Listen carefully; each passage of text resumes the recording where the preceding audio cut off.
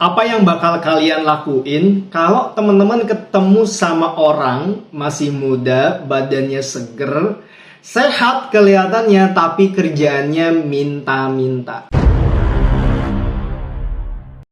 Ya, sama kayak inilah, kita ngelihat ada ini orang kok kayaknya masih seger banget, tiba-tiba kita ketemu di pinggir jalan, dia minta-minta. Bawaan di kepala kita pengen, wah ini lu ngapain kayak gitu, lu kerja dong dan segala macam.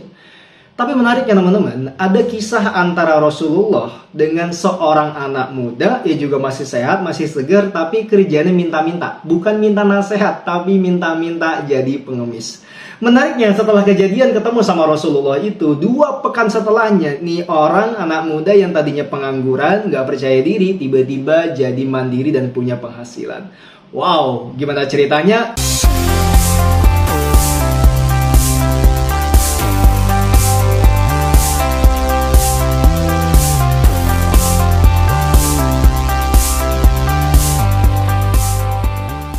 Saya mau tanya nih, siapa di sini yang ngerasa sekarang tuh kayak lagi nggak percaya diri, lagi ngerasa kayak nggak tahu mau ngapain, terus males, nganggur, akhirnya wah kayak banyak banget dengerin selintingan-selintingan yang nggak enak. Sebenarnya kan kita nggak mau gitu juga ya, cuman kayak bingung mau ngapain dan segala macam.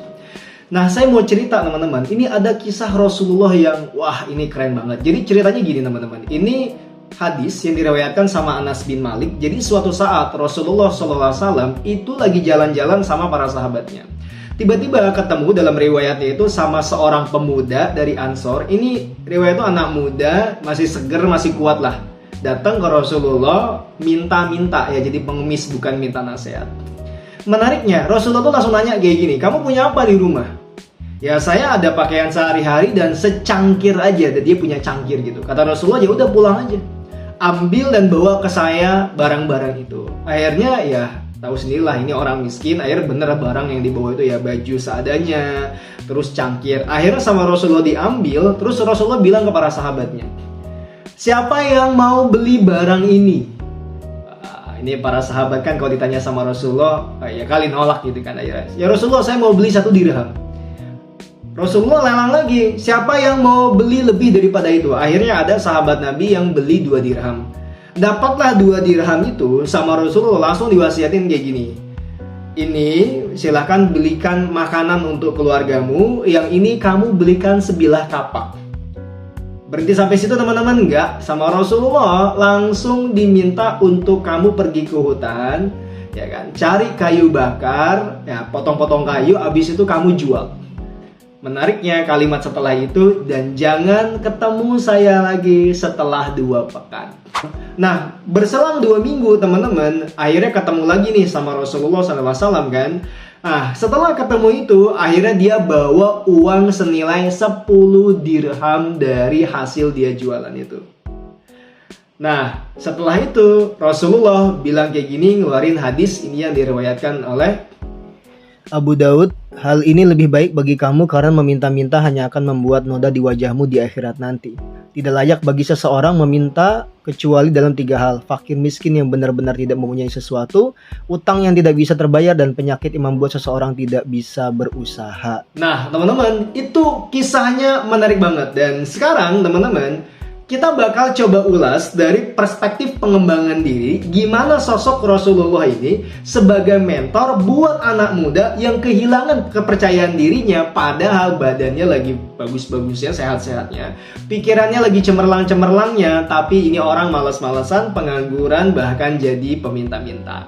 Yuk kita mulai dengan pembahasan dari step yang pertama. Dan ini menarik nih. Bisa jadi mungkin kita akan ada di kondisi begitu ya, nauzubillah, atau mungkin kita sekarang lagi begitu, atau ngelihat orang lain begitu, kita bisa bantu.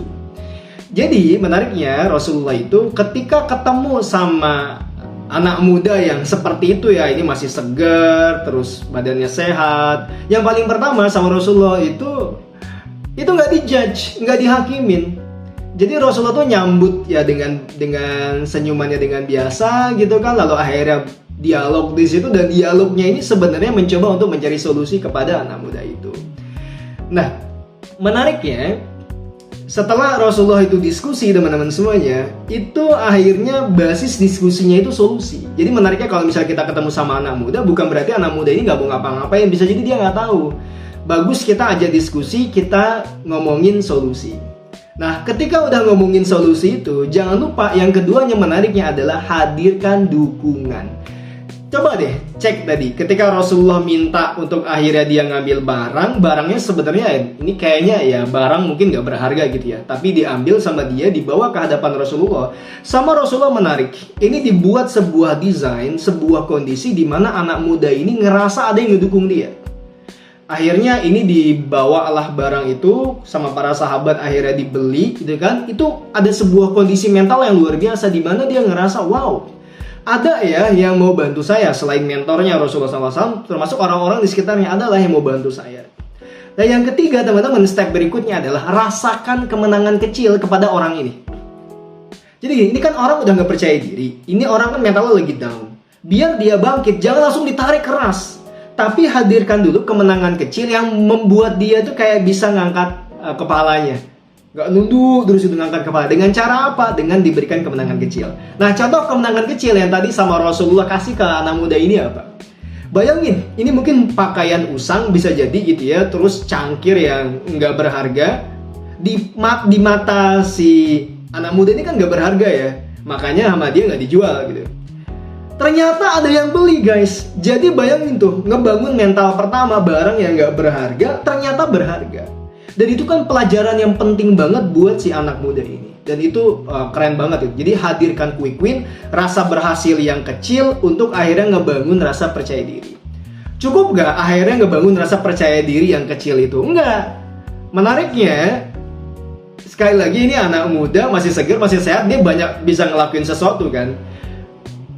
Kasih arahan, strategi yang clear, yang detail. Tapi menariknya, strategi itu tolong pastikan menjadi strategi yang berhasil ketika orang ini kerjain. Jadi menarik nih. Jadi ini ada anak muda, kita pengen bangun kepercayaan dirinya, kita lagi malas, kita bangun kepercayaan diri kita, berarti kita nanti cari mentor, dan mentor itu adalah mentor yang bisa ngarahin kita, dimana pas ngarahin itu kita langsung berhasil.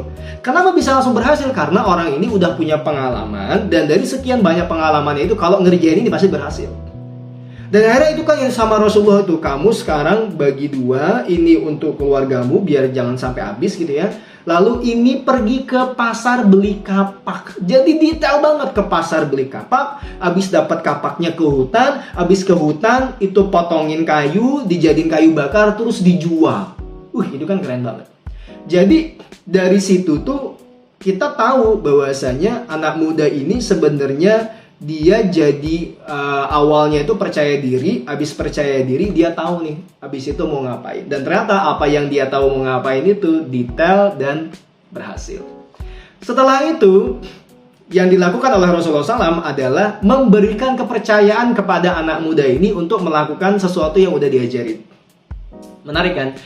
Ya biasanya kita nih banyak akhirnya dipantengin terus, kamu udah ngerjain apa? Akhirnya jadi ribet, ini orang gak bisa berinovasi dan segala macam. Nah menariknya Rasulullah kalimatnya adalah, dan jangan ketemu saya setelah 2 pekan.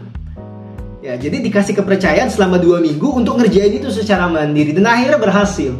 Dan itu kan keren banget. Jadi bayangin teman-teman semuanya, ini ada anak muda akhirnya gimana cara kita bangun kepercayaan dirinya. Berarti step yang paling pertama tadi apa teman-teman semuanya, kita sambut dulu, ajak dialog, ajak solusi, ya kan, hadirkan dukungan sosial. Habis itu berikan kemenangan kecil, kasih arahan, kasih solusi yang gampang-gampang dulu, dia ngerasa percaya diri, baru ngasih solusi yang lebih strategis, yang lebih gede, tapi dipastikan itu berhasil. Habis itu kasih kepercayaan.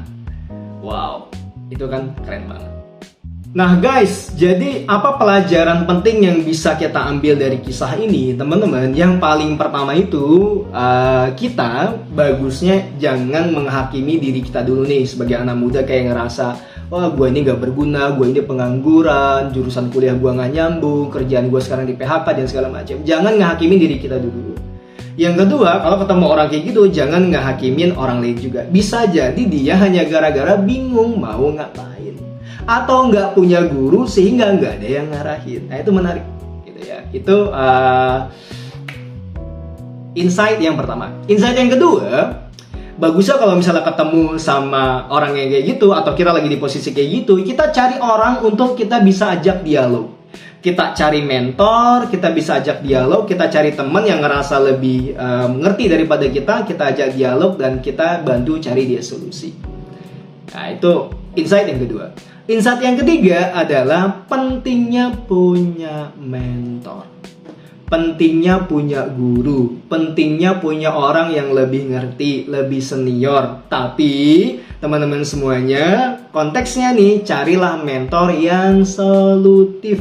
Bukan cuma lama secara pengalaman, tapi dia cerdas secara action.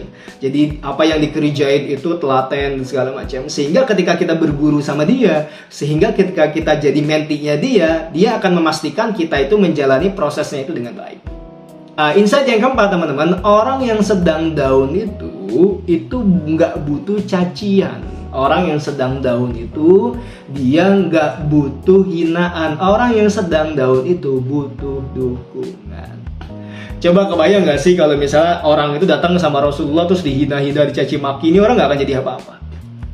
Ya kan? Udah gitu nggak ada yang ngedukung lagi. Tapi menariknya sama Rasulullah, dia hadirkan situasi di mana dia ngerasa didukung oleh orang, dipercaya oleh orang. Makanya para sahabat diajak, termasuk Rasulullah SAW itu memberikan dukungan sosial kepada anak muda ini, memberikan dukungan kalau misalnya anak muda ini pasti bisa gitu ya. Buktinya barang yang dianggap nggak berharga aja dijual dan dapat duit gitu ya. Nah, insight yang berikutnya teman-teman, ternyata dukungan itu nggak cukup. Kita bantu dia, ajak untuk pindah dari kondisi yang tidak ideal menjadi kondisi yang ideal yang dia butuhkan. Abis itu menariknya adalah kita kasih kepercayaan, jangan diteror, jangan didetailin banget gitu ya, sehingga dia bisa berpikir kreatif, mandiri, dan inovatif. Wah guys, ini keren banget sih ya. Dari kisah ini kira-kira kalau misalnya ternyata ini relate dengan teman-teman saat ini, apa yang kira-kira teman-teman bakal lakuin setelah nonton video ini? Kita ngobrol yuk di kolom komentar.